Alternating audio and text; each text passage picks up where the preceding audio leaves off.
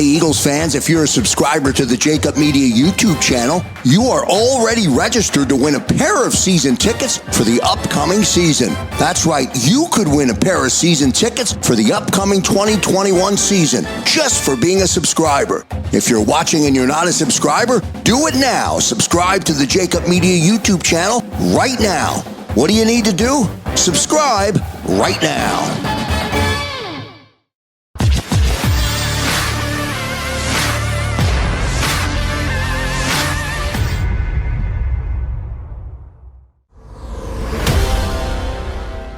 Who I have great respect for is our friend Ted Robinson. And Ted, I have to start out right away.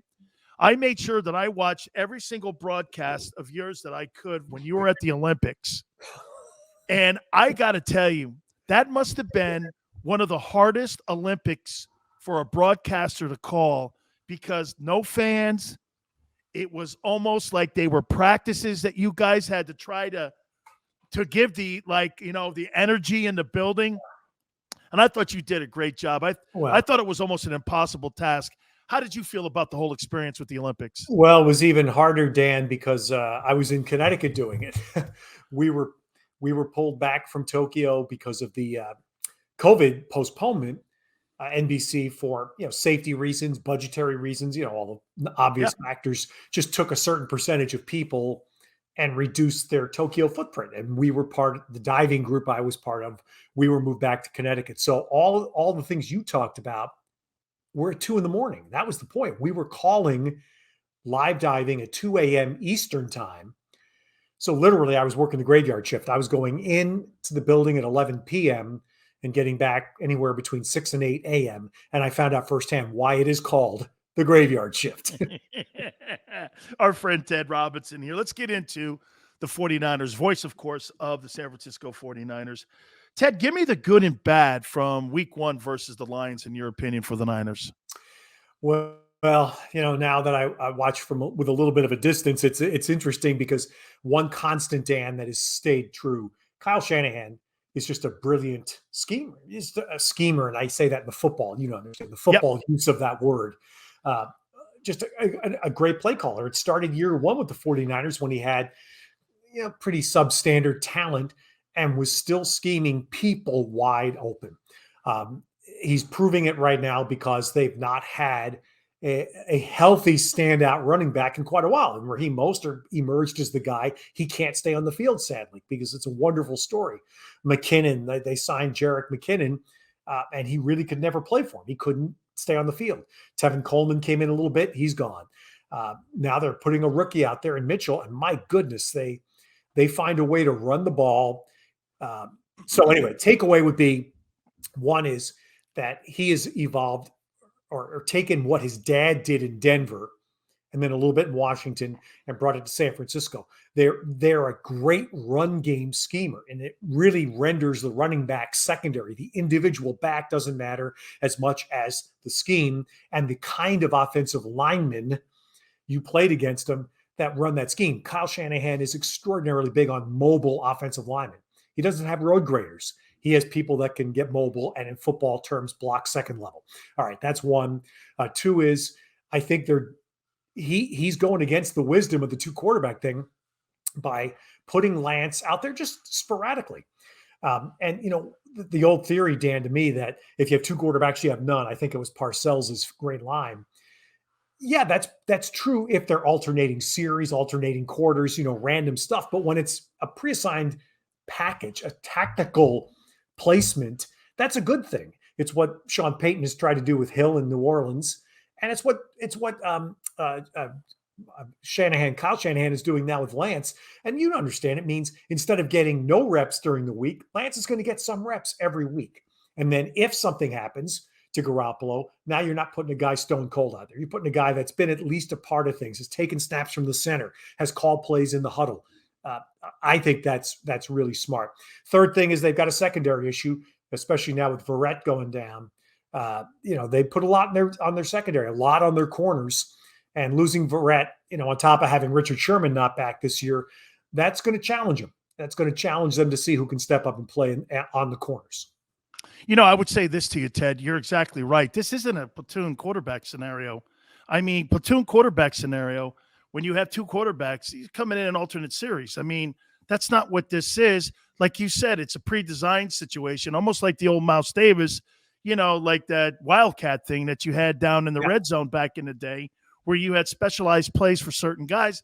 And I think you're going to see more of a trend with that, especially with salary cap issues, where you lose O-linemen sometimes. And it's good to have a mobile guy inside the red zone. I don't see it that way. However, though, do you agree that the noise, though, in the offseason, if we saw all the noise, Ted, in Green Bay maybe take a factor on that team, especially in their opening game against New Orleans, that some of that stuff had to bleed into the locker room? Jimmy Garoppolo this last offseason, and I know I'm going winded here on you, but, I mean, first there was Matt Stafford rumors. Then there was the Deshaun Watson rumors. Then they trade up right in front of his face, keeping him well informed of what was going on, that they were going to go into the two-hole to get Trey Lance. How do you think that's affected the team and Jimmy Garoppolo this year? 100%. You're spot on there, Dan. I mean, it's to me, from everything I hear, because all I do with Green Bay is hear, but what you hear is pretty blunt now from Rodgers, and it's a 180 from the 49ers. The 49ers called Garoppolo. They told him what they were going to do. They told him he was going to come to camp and in essence, still be the guy. I mean, Lance was going to be there to compete, or even before they picked Lance, whomever they chose, they told Garoppolo, it's going to be in the mix, but you're still going to go in there. We're not replacing you. They told him everything up front. And from what we hear from Aaron Rodgers, that is zero of what the Packers did a year and a half ago when they drafted Jordan Love. And so now Rodgers comes out this a couple of days ago in his interview with Fox and says, yeah, it looks to me like they told me I don't have a future here beyond 2021. They drafted my replacement, so why not? Let's get it over with now. I mean, that's terrible. And I only saw a little bit of their game, but from everything I've heard, their body language collectively was terrible Sunday. That's bad. In week one, that's horrible. And that is a massive challenge to LaFleur now to fix that, starting Monday when they play Monday night against the Lions. Yeah. Otherwise, the NFL, you start, even with a few more teams in the playoffs, you start 0-2, 0-3. That's a tough climb back from that. Absolutely. So let me ask you then, is it close, Ted, in your opinion, between Trey and Jimmy? Do you think it's close, or do you think there's much work to be needed? Because, I went back and I told you this last time you were on. I had to YouTube some of his games because I don't remember ever seeing him play. And in the last 19 months, the most significant football he's gotten has been in the exhibition season. I mean, how close can he actually be? Or am I wrong when I say that he is close in this competition with Jimmy G? Well, yeah, I would say right now, Dan, starting out this year, I would say, and again, knowing Kyle decently, I mean, this is probably a pretty good situation right now. You're getting Lance in the mix. You're breaking him in slowly. You're not throwing him out there. It's not the Dalton as a placeholder for Justin Fields in Chicago thing. That's not the deal here at all. Or Joe Burrow that got thrown right out there last year in Cincinnati until he got hurt. They're going to ease Lance in because of what you talked about. The guy hasn't played a lot. Ease him in.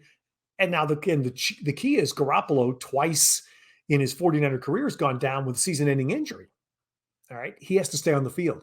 If he stays on the field, I believe, and they win, they continue to win more than they lose.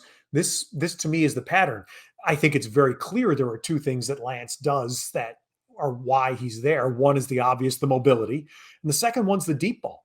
And we know that. That you have to have it in the league. Kyle loves it. It's not a Garoppolo strength. It's not a glaring weakness either. It's just not a standout strength. Well, it is for Lance. And you saw that in the preseason.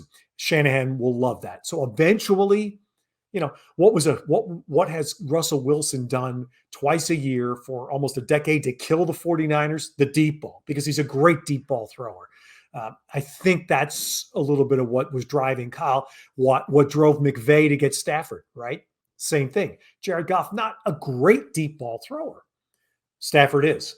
That's where I think that's a lot of the attraction with Lance. Couple of last questions here for you here. So this weekend, you guys are going to be taking on the 49ers here, or the 49ers are going to be taking on the Eagles. And the Eagles get out to a great start against the Falcons. The Falcons really did not put up much of a fight. It's O-lines. I said this, Ted. I go, man, between the 49ers and the Eagles, this may be the best matchup of big dudes I've ever seen this week because, I mean, you got Nick Bosa, you've got Trent Williams, you've got Fletcher Cox, you've got Lane Johnson, you've got this kid, Jordan Mailata, who I think is going to be a sensational player, and that matchup against Bosa is going to be great. I mean, of all the games maybe played this year, this could be the battle of the Hogs, and the Stars are going to be in the lines. We're going to learn a lot about both teams here, aren't we? Yeah, that's a great call. And look, you brought up a name, the whole narrative around the 49ers is for the last, 5 years. And, I was there through all the cap stuff and the transition out of Kaepernick to other quarterbacks. And it's always quarterback driven. It goes back to Joe and Steve with the 49ers. Nick Bosa is a massive name.